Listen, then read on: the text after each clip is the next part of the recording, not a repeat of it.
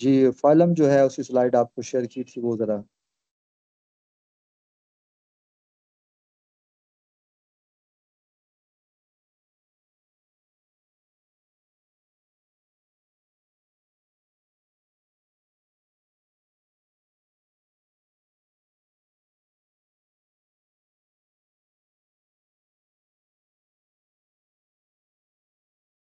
अस्सलाम वालेकुम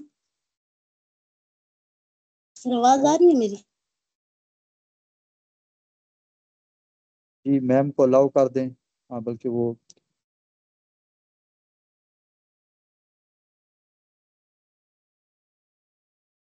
अस्सलाम वालेकुम, आवाज आ रही है मेरी सर? हाँ जी, वालेकुम सलाम जी, स्टार्ट कर दें आप। जी जी। आज हम आज हमने स्टार्ट करना है हाँ, फाइलम स्लाइड शो हो आर्थ्रोपोडा। रही है आपको? जी सर, हो रही है फाइलम की शो। स्लाइड शो हो रही है? जी सर, हो रही है। आज हमने स्टार्ट करना है फाइलम आर्थ्रोपोडा। इसकी हम क्लास इंसेक्टा के फाइलम की बारे में स्लाइड शो डिटेल हो से रही है? ठीक है, जी सर, हाँ हो रही स्टार्ट है। करते हैं। हमने फाइलम एक सबसे आर्थ्रोपोडा पहले को आप ये क्लियर करेंगे। हाँ, ये एक मिनट, शुमेला, आप सबसे पहले ना ये क्लियर कर लेंगे कि आपकी आवाज लोगों को आ रही है, जरा दोबारा बोलें। जी सर, आ हाँ रही जी, है क्लियर अब आवाज? ठीक है, आप आवाज आ रही। जी जी, क्लियर आ रही है जी, आप बोलना शुरू करें। फाइलम आर्थ्रोपोडा जो है, इसकी हम क्लास इंसेक्टा के बारे में डिटेल से स्टडी करेंगे। पहले हम देखते हैं फाइलम आर्थ्रोपोडा में कि आर्थ्रोपोडा जो है वो ग्रीक वर्ड से मिलकर बना होता है, जिसकी मीनिंग है जॉइंट फिट के। इसको हम लिम्स, लेग्स या अपेंडेजेस भी कह सकते हैं। जो फाइलम आर्थ्रोपोडा है वो लार्जेस्ट फाइलम है, फर्स्ट लार्जेस्ट फाइलम। क्यों? क्योंकि एनिमल किंगडम में जो 80 to 85% ऑर्गेनिज्म होते हैं वो फाइलम आर्थ्रोपोडा से बिलोंग करते हैं। इसके एक करेक्टरिस्टिक्स हम स्टडी करेंगे कि इसके करेक्टरिस्टिक कौन कौन से हैं। फाइलम आर्थ्रोपोडा में they have exoskeleton made up of chitin, मतलब ये इनके पास एक एक्सोस्केलेटन होता है जो कि काइटिन से मिलकर बना होता है। हार्ड एंड शाइनी होता है इनका एक्सोस्केलेटन, जो कि प्रोटेक्शन, बॉडी की प्रोटेक्शन करता है उन ऑर्गेनिज्म की, मतलब आर्थ्रोपोड के जो ऑर्गेनिज्म होते हैं उनको की बॉडी को प्रोटेक्ट करता है और वाटर की लीकेज से प्रिवेंट करता है। उसके बाद इसकी हैबिटेट देख लेते हैं। हैबिटेट में मतलब ये पाए कहाँ जाते हैं? ये एवरीवेयर प्रेजेंट होते हैं। हमने पहले ही ये कहा है कि ये लार्जेस्ट फाइलम है, एनिमल किंगडम का लार्जेस्ट फाइलम है। 80 to 85% type, according to type के लिहाज से 80 to 85% ऑर्गेनिज्म यहाँ प्रेजेंट होते हैं, तो ये एवरीवेयर प्रेजेंट होता है। एक्वेटिक हैबिटेट जैसे हम देख लें, उसमें सी स्पाइडर, क्रैब्स वगैरह आ जाते हैं। ये आर्थ्रोपोडा से बिलोंग करते हैं। ये पाए जाते हैं एक्वेटिक हैबिटेट के, मेराइन मतलब मेराइन में ये पाए जाते हैं। उसके बाद टर्शियल हैबिटेट आ जाता है। सर स्लाइड चेंज कर दें प्लीज।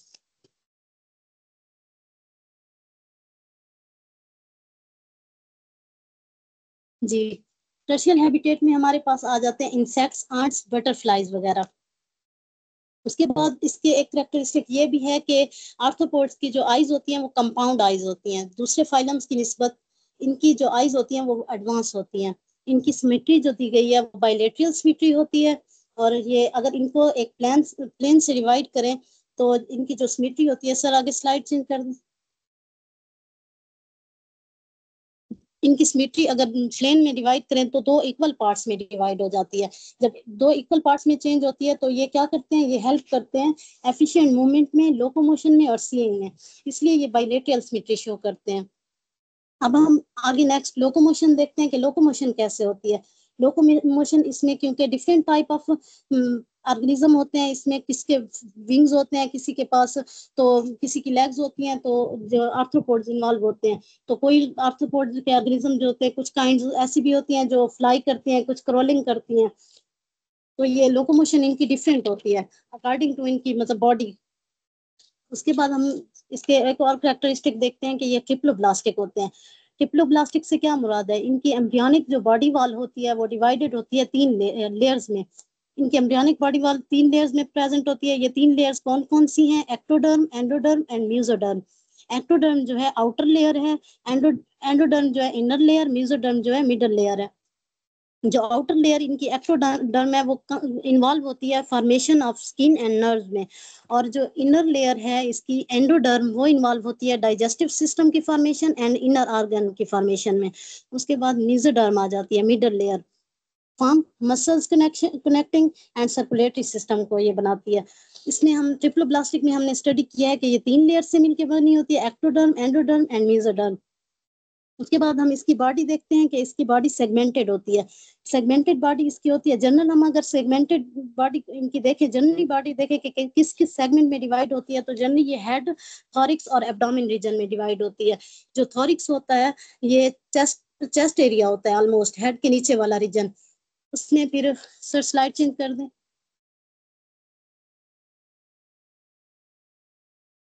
जो सेगमेंटेशन होती है, ये सेगमेंटेशन होती क्यों है? क्योंकि ये ट्रैवलिंग ऑफ ऑर्गेनिज्म में हेल्प करती है, और जो सेंसिटिव ऑर्गन होते हैं इनके ऑर्गेनिजम्स के, आर्थ्रोपोड्स के, उनको डैमेज होने से प्रिवेंट करती है, और ये लोकोमोशन में भी हेल्प करती है। और इनमें एक मेन पॉइंट जो है कि जो ईच सेगमेंट होते हैं उनमें पेयर ऑफ लेग्स प्रेजेंट होती हैं, और मोस्टली पेयर ऑफ लेग्स तो प्रेजेंट होती हैं। कुछ आर्थ्रोपोड्स ऐसे भी होते हैं, ऑर्गेनिज्म ऐसे भी होते हैं जिनमें 100 नंबर ऑफ लेग्स प्रेजेंट होती हैं, जैसे मिलीपेडीज के केस में हम देख लें, उनमें 100 पेयर ऑफ लेग्स प्रेजेंट होती हैं।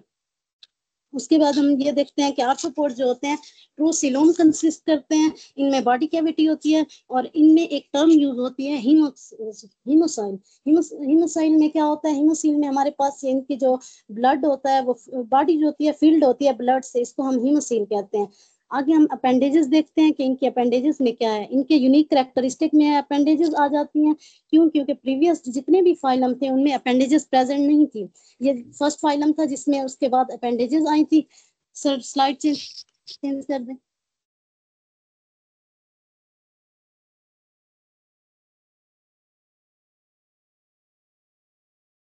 इनके अपेंडेजेस जो हैं वो, इनके में एडवांटेजेस इनके अपेंडेजेस के ये आते हैं। पहले हम ये देखते हैं अपेंडेजेस में आता क्या क्या है। इनके सेंसरी एंटीना आ जाते हैं, लेग्स आ जाती हैं इनकी अपेंडेजेस में। जब हम देखते हैं कि ये हेल्पफुल कैसे होती है, इनके एडवांटेजेस क्या है, ये क्या रोल प्ले कर रही होती है इनकी बॉडी में, तो ये कैप्चरिंग फूड मतलब ईटिंग में हेल्पफुल होती हैं। कैसे? जैसे हम क्रैब्स देख लेते हैं एग्जाम्पल के तौर पर, वो फूड कैप्चर करते हैं अपने अपेंडेजेस के जरिए। उसके बाद हम कॉकरोचेस देख लें, मॉस्किटोज देख लें, उनमें सेंसरी जो एंटीना होता है वो हेल्प करता है उनकी सेंसिंग में।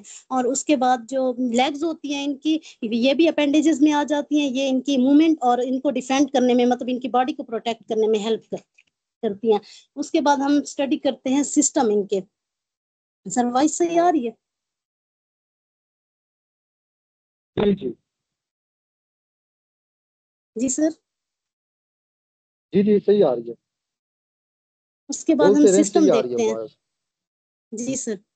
सिस्टम देखते हैं कि इनके जी सिस्टम, अगर हम इनके सिस्टम को स्टडी करते हैं तो हमारे लिए इजी रहता है कि हम अपने बॉडी सिस्टम्स को अगर देखें तो हमारे बॉडी सिस्टम ऐसे होते हैं। वर्क डिफरेंट होता है बेशक, लेकिन बॉडी सिस्टम के मतलब हम अगर नेम याद रखना चाहें तो हम इजीली इस तरह से तैयार कर सकते हैं कि डाइजेस्टिव सिस्टम, सर्कुलेटरी सिस्टम हमारी बॉडी में भी प्रेजेंट होता है, एक्सक्रीटरी सिस्टम, नर्वस सिस्टम जैसे हो गया, ये हमारी बॉडी में भी प्रेजेंट होते हैं। और हम आगे इनका रोल स्टडी करते हैं कि इनका सिस्टम का रोल क्या है, मतलब आर्थ्रोपोड्स में सिस्टम ये कैसे रोल प्ले करते हैं। ये जी दिखाया गया है डाइजेस्टिव सिस्टम इनका आर्थ्रोपोड्स का। अब आर्थ्रोपोड्स में यहाँ पे हम लार्जेस्ट एग्जांपल जो कॉकरोचेस की देखते हैं, वो इसमें कॉकरोचेस का डाइजेस्टिव सिस्टम दिखाया गया है। फर्स्ट ऑफ ऑल तो इसमें मेन पॉइंट ये है कि ये ट्यूबुलर डाइजेस्टिव सिस्टम होता है, ट्यूब लाइक। इसमें इंजेक्शन जो होती है, इनटेक ऑफ फूड जो होता है वो माउथ कैविटी के जरिए होता है, इनटेक ऑफ फूड। और जो इजेशन होती है, रिमूवल ऑफ फूड जो होता है वो कोलेकस के जरिए होता है। डाइजेस्टिव सिस्टम डिवाइडेड होता है 3 गट्स में, मेन गट्स में, फोर गट्स, मिड गट और हिंड गट में।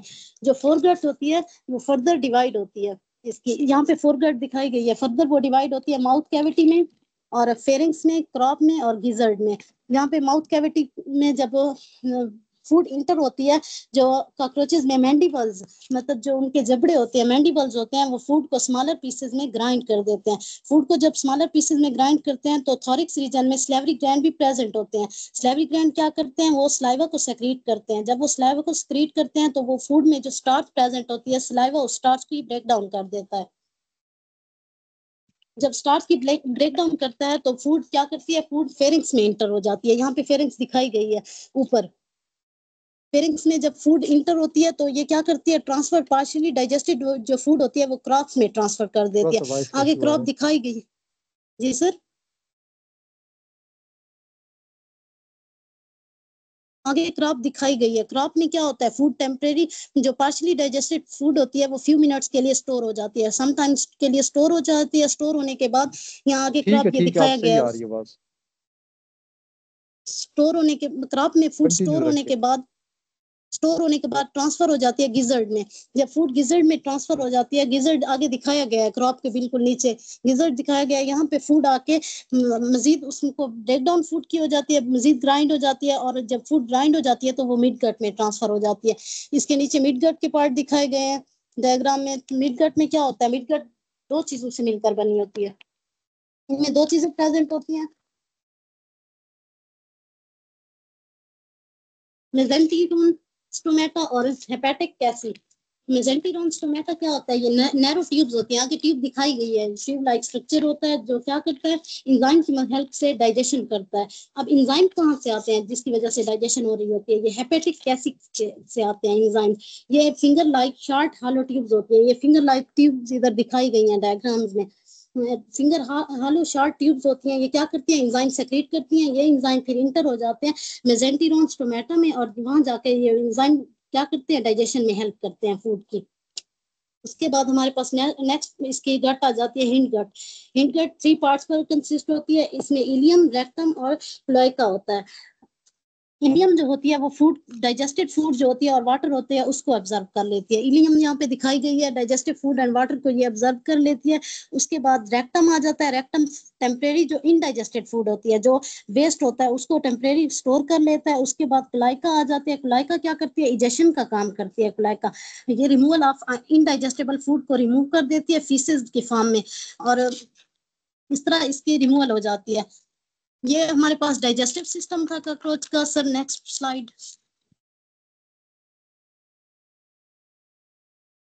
अब हम स्टडी करते हैं सर्कुलेटरी सिस्टम कॉकरोचेस का। इसके सर्कुलेटरी सिस्टम में फर्स्ट पॉइंट ये है कि आगे ये डायग्राम में दिखाया गया है। पहले तो ये ओपन सर्कुलेटरी सिस्टम है। जो इनकी ब्लड वेसल्स होती हैं, ये ब्लड जो होता है इनकी ब्लड वेसल में क्लोज नहीं होता, इनक्लोज नहीं होता। ये ओपन सर्कुलेटरी सिस्टम है। जो टिश्यूज और सेल जो होते हैं वो ब्लड से बात करते हैं, और ये टोटली इंटैक्ट में होता है, इनकंटेंट होता है टिश्यूज और सेल्स के। इनके जो ब्लड होता है वो लैक करता है हीमोग्लोबिन को। जब हीमोग्लोबिन को लैक करता है तो ये ब्लड इनका कलरलेस होता है, इसलिए हम इनको हीमोलैम्फ भी कहते हैं। इनमें नो रिस्पायरेटरी पिगमेंट होते हैं, इसलिए कलरलेस होता है, इसलिए हम इनको हीमोलैम्फ भी कहते हैं। एक टर्म यूज की गई है। और हीमोलैम्फ क्या होता है, हीमोलैम्फ जो ब्लड होता है ये किस में फ्लो करता है, फ्रीली ये सिनेसिस में फ्लो करता है। अब सिनेसिस क्या है, जो यहाँ पे येलो कलर की ऊपर जो डायग्राम दी गई है, येलो कलर के जो फ्री स्पेस दिखाई गई है, ये इसमें सिनेसिस है। यहाँ पे फ्रीली जो है हीमोलैम्फ यानी ब्लड जो होता है वो फ्रीली यहाँ पे मूव करता है।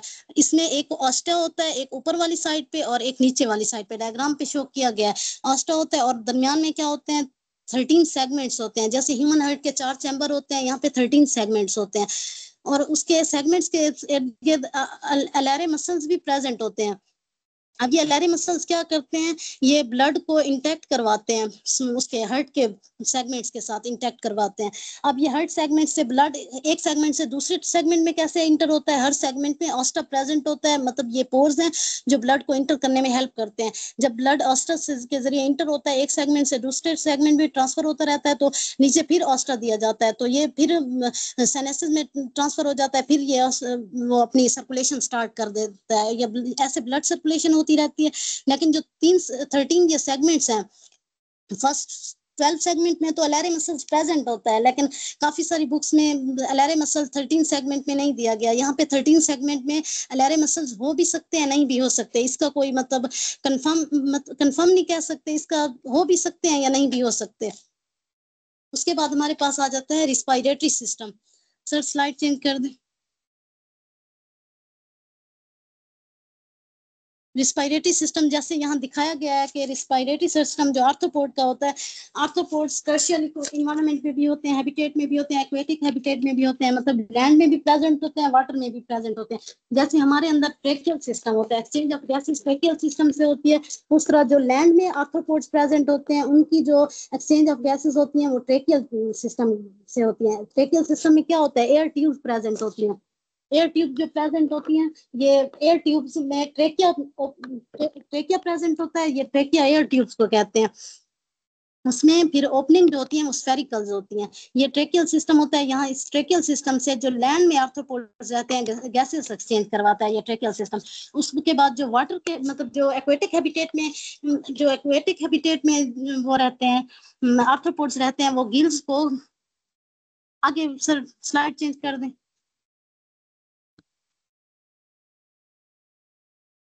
ये गिल्स दिखाए गए हैं जो फिशेज हैं, जैसे एक्वेटिक हैबिटेट में रहते हैं तो इनमें गिल्स के जरिए गैसेस एक्सचेंज होता है। इनकी हैबिटेट के रिक्वायरमेंट्स के मुताबिक इनकी रिस्पायरेटरी सिस्टम होता है और एक्सचेंज ऑफ गैसेस होती है। इसके बाद स्लाइड चेंज कर दें।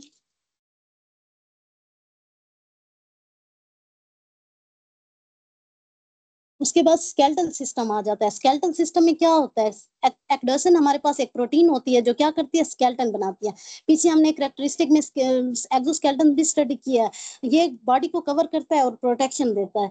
लेकिन जो जैसे जैसे बॉडी के मसल्स जो होते हैं ना स्केलेटल सिस्टम के साथ अटैच होते हैं। जैसे जैसे बॉडी आर्थ्रोपोड्स की बॉडी साइज इंक्रीज हो रहा होता है, डेवलपमेंट हो रही होती है, तो एक्सोस्केलेटन जो इनका स्केलेटन होता है उनकी बॉडी वो स्केलेटन साथ साथ साइज में इंक्रीज नहीं हो रहा होता, बॉडी इंक्रीज हो रही होती है। इस वजह से इसके साइज इंक्रीज ना होने की वजह से ये क्या करता है, स्केलेटन रैप्चर हो जाता है या ब्रेक हो जाता है। ये डायग्राम में दिखाया गया है, यहाँ पे स्केलेटन ब्रेक हो गया है। स्केलेटन ब्रेक जब होता है तो इस स्टेज को हम क्या कहते हैं, इस स्टेज को हम मोल्टिंग या एक्टाइसिस भी कह सकते हैं।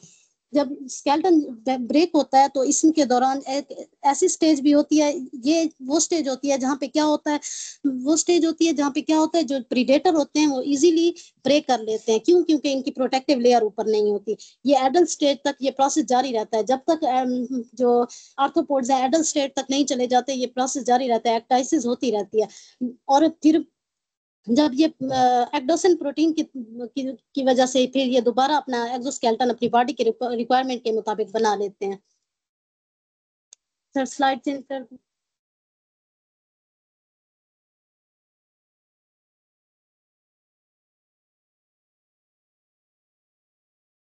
अब हमारे पास आ गया नर्वस सिस्टम। नर्वस सिस्टम में यहाँ पे दिखाया गया है जैसे सिंपल ब्रेन या गैंग्लियंस प्रेजेंट होते हैं। गैंग्लियंस में कलेक्शन ऑफ सेल बॉडीज होते हैं। अब यहाँ पे नर्व फाइबर दिए गए हैं।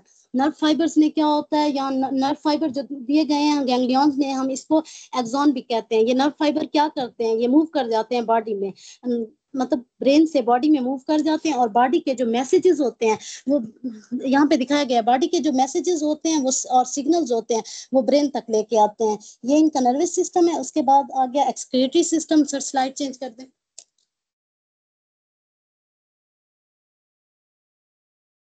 यहाँ पे भी नर्वस सिस्टम दिखाया गया है कि कैसे वो गैंग्लियंस की मदद से फाइबर्स जो होते हैं वो मैसेज देके जाते हैं। और इसके बाद हम एक्सक्रीटरी सिस्टम स्टडी कर रहे हैं। सर स्लाइड चेंज कर दें।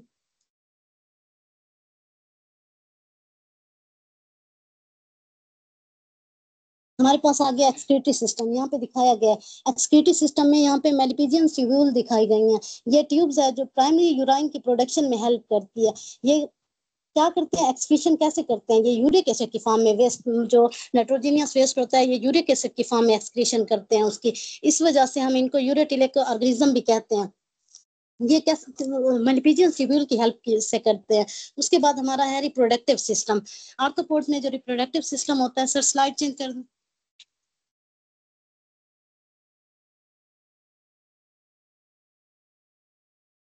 जी, यहाँ पे रिप्रोडक्टिव सिस्टम दिखाया गया है कि सेक्स आर सेपरेट, मतलब इनके सेपरेट सेक्स होते हैं, मेल और फीमेल अलग अलग होते हैं। इनमें अब फर्टिलाइजेशन जो होती है वो बहुत इंटरनली भी हो रही होती है, एक्सटर्नली भी हो रही होती है। सम ऑर्गेनिज्म जो होते हैं विविपोरस होते हैं, मतलब वो एगले विविपोरस होते हैं, वो यंग वंस को बर्थ कर उनमें यंग वंस की बर्थ होती है। और जो सम ऑर्गेनिज्म होते हैं वो होते हैं ओविपोरस। ओविपोरस में क्या होता है, अंडे देने वाले जो ऑर्गेनिज्म होते हैं वो ओविपोरस होते हैं। इनमें ओविपोरस भी होता है, विविपोरस भी, बोथ होते हैं इसमें प्रोसेस।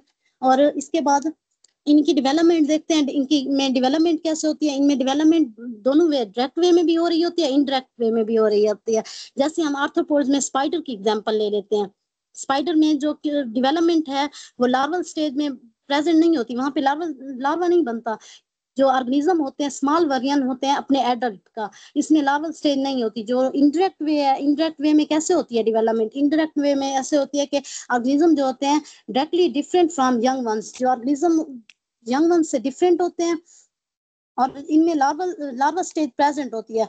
मल्टीपल इंटरमीडिएट्स के जब मल्टीपल इंटरमीडिएट फॉर्म होते हैं उससे क्या होता है, मेटामॉर्फोसिस की स्टेज में जाते हैं, मतलब एक लार्वा बनता है मल्टीपल इंटरमीडिएट्स में जाकर, और ये लार्वा बन के क्या करता है, ये अपने यंग वन से टोटली डिफरेंट होता है।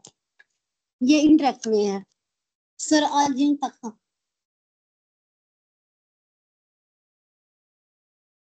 जी सर, ये वही दिखाया गया है, एग ले करते हैं जो ऑर्गेनिज्म।